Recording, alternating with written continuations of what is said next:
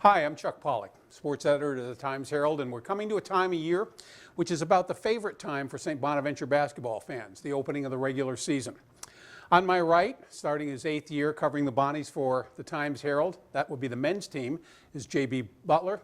And on my left side will be Jeff Madigan, first year covering the Bono women. And JP, even though your game starts second on Friday night against Binghamton, I'm curious about the way the circumstances have evolved from this team. 18 wins last year, first round win in the Atlantic 10 tournament, exactly what they did the year before. 3 players graduate, 3 others who didn't contribute transferred. 3 good freshmen brought in and really kind of an interesting junior college transfer. And combining them with the talent that was coming back, it would have seemed that this team was really ready to start on the uptick. A couple of injuries now have changed how you look at that team.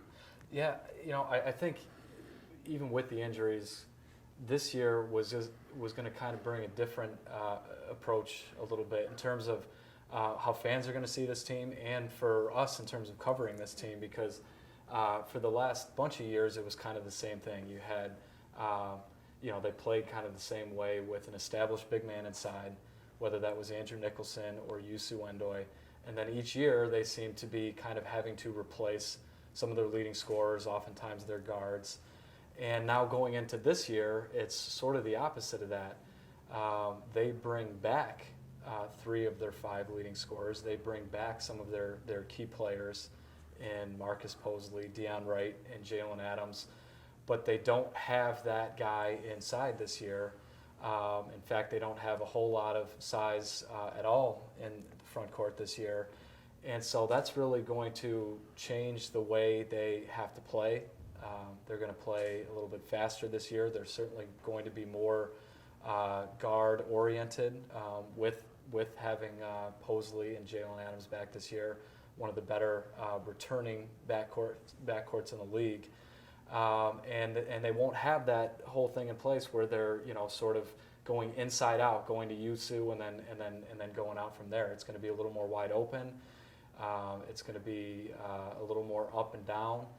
They want to score early in the shot clock, and so they're going to have some things to certainly overcome. The injuries have caused some depth concerns. They only have 8 available scholarship players to start the year. And with the size in the front court, they only have one guy 6'8" or taller on this roster, and that's a true freshman in Derek Woods, who's going to get the start and going to get thrown into the fire right away here. But if they can sort of have these returning guys, Adams and Posley in the backcourt, and Deion Wright, who's the most consistent player last year, back this year, sort of take that next step and be kind of the players that everyone sort of thinks they can be. And if they get some help from some of these other guys, such as sophomore Adris Taki this year and Denzel Grega Jr., that they can still have some success this year. Not wanting to sound like a pessimist, but circumstantially it would seem, as a fan, if you're looking at this team, you're one more injury away from disaster. And even if no one gets hurt, coaches historically are disinclined to want to give too many minutes to a freshman until they find out what they've got. So from Mark Schmidt's standpoint, when he goes to his bench, he has some major uncertainty, I'm thinking. Well, a lot certainly has to go right for for them to be as successful as they seemingly can be this year too. I mean, starting with the whole question in the front court, they're going to give Derek Woods, like I said, every opportunity to be that guy from the outside. He's the only one they really have right now. If he's not ready to do that, that certainly could cause some problems where, now teams are more free to be able to key on a Posley or a Jalen Adams and sort of, let the front court be. That could be a problem. As you said, if there's another injury, that could undo, the entire thing, at least until if and when the two injured guys get back later in the year. They've got to have guys like Taki and Greg take that next step this year, and that's still a question mark. They looked pretty good in the exhibition game the other day, they were probably their two best players, which from their perspective was probably great to see because they're going to need them to step up this year. But it's no guarantee. They haven't shown it yet. Greg, going into his third year now, hasn't shown it yet. So all of those things do have to sort of fall into place for them to have the kind of year they want to have. If they do, they can do that. They can still be successful because it is a guard-oriented league, and they do have good guards. And as Coach Schmidt has said a couple of times this offseason, if you have good guards, you do have a chance. Right. That's what they have, but they sort of need some of these other places to fall in place to truly meet that potential, I think. Speaking of guards, at the risk of being provincial, Marcus Posley, second-team All-Star. You have a couple of Sports Center moments where at the buzzer you beat first Davidson, then VCU, and clearly he's in the consciousness of the league. But, and I realize there are only 14 teams, 15 spots on the 3 All-Star squads in the preseason, but it seems like the guy who kind of got dissed in all this is Deion Wright, who has gotten better every year. He's gotten better every year. To me, he is certainly an all-conference caliber player at this point. In fact, just kind of is one of the voting media members in the preseason poll that comes out. One of the things they ask us to do is to rank your players 1 through 15, and your first 5 are obviously going to be your first team, and so on. I had Deion at number 10 in mind because I just think he's at that point. Plus, with just where the rest of the league is right now, with him, and it's mainly because he just does so much. A lot of people might just want to look at the fact, just maybe points per game and rebounds per game, and maybe he hasn't necessarily leapt off the charts in that regard. But just from a scoring standpoint, from a defensive standpoint, he's guarding power forwards in the post. He's out on top of the 1-3-1. Is kind of the key to that defense. He can rebound. He's always in position to get the ball and score. He's always around the basket, and able to score in ways that only he really can. It doesn't look pretty all the time, but he's so efficient in doing it. And he's developing more.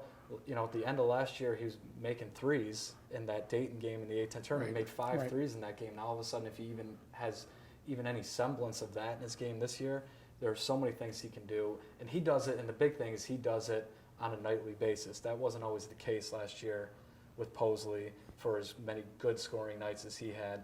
That wasn't always the case with him. That wasn't always the case with Jalen Adams, who was still kind of learning a little bit last year as a freshman. So he, I think, certainly should be right there. But I still had Posley at number 15 because you're talking about a guy who ended the season last year as a third-team all-conference guy. He's the 4th leading scorer in the league. He had some big time scoring games for them. Even at the end of the year when he sort of went through that big prolonged shooting slump, he was still a guy who could score, still a guy who you wanted to have the ball in his hands. And obviously he certainly showed what he can do in that situation in the VCU and Davidson games like you were talking about. There was some good news, though, from the Atlantic 10 in the preseason poll, and that was historically both St. Bonaventure teams historically have not gotten a lot of respect in estimations of where they're going to finish up in the league.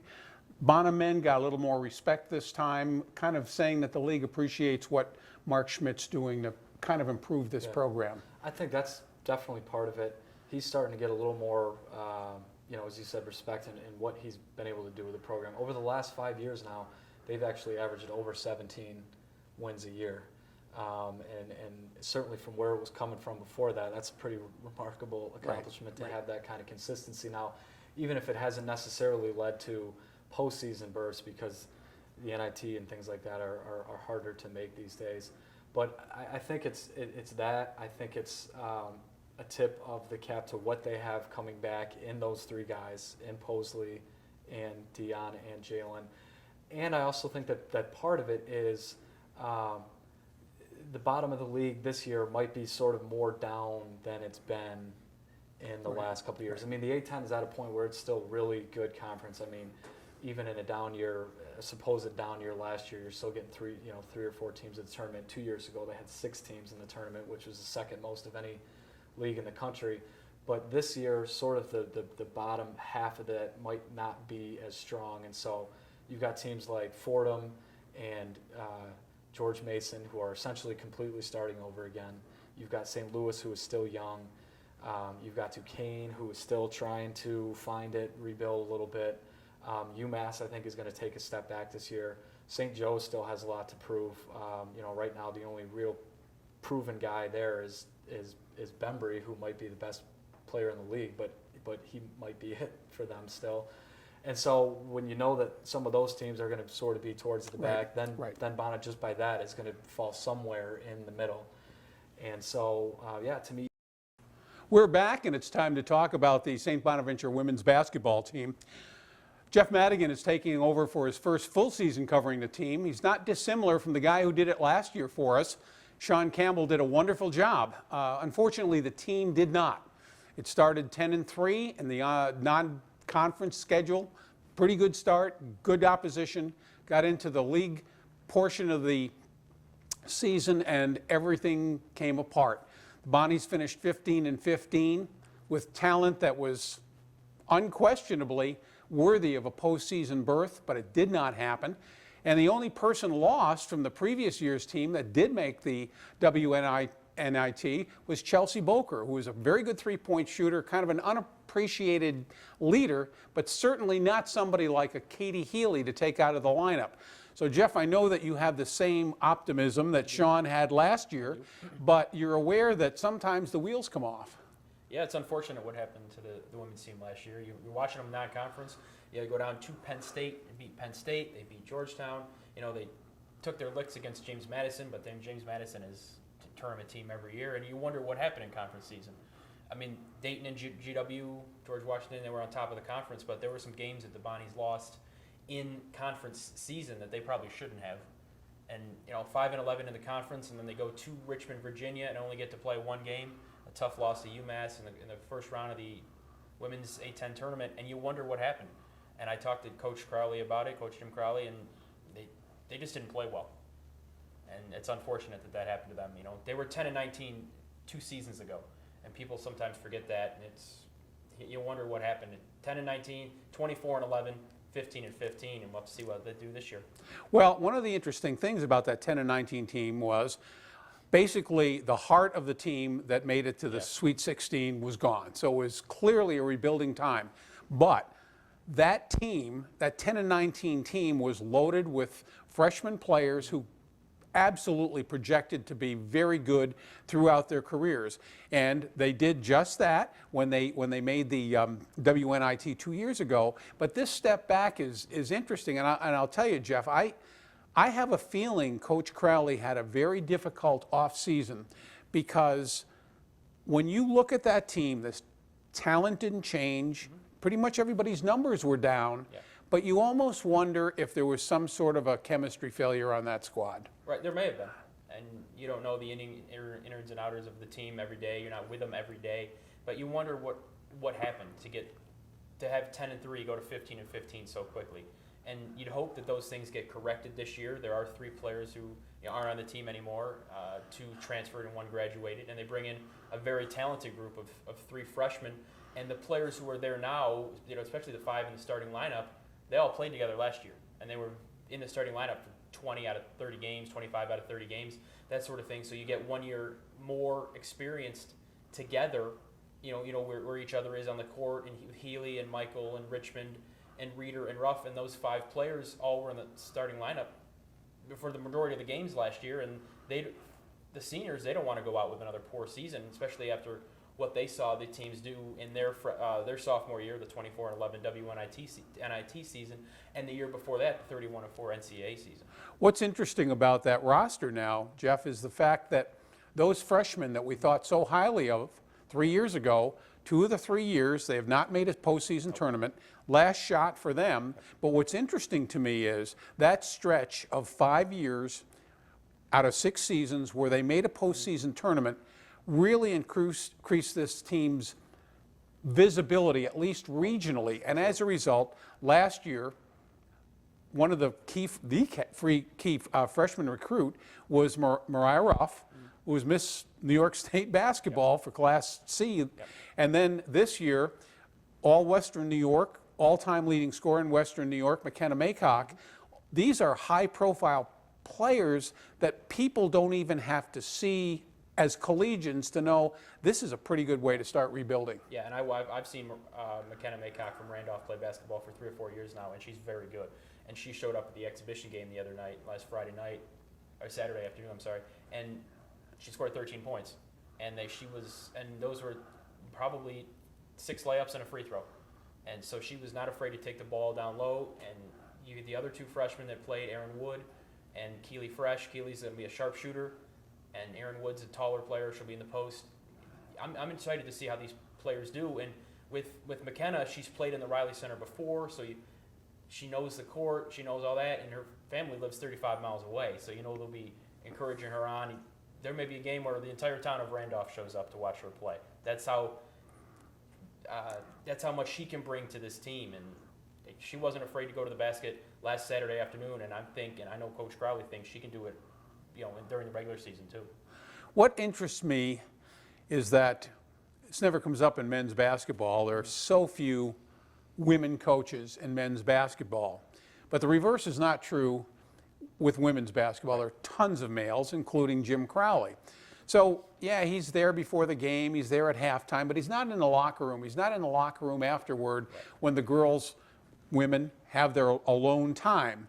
So he's kind of counting on his female assistants to catch the pulse of what's going on. So I'm not sure that even he knows exactly what happened. What interested me when I read your preseason story, he cited 2 problems last year. One was shooting issues. Yep. Certainly not 4 points off.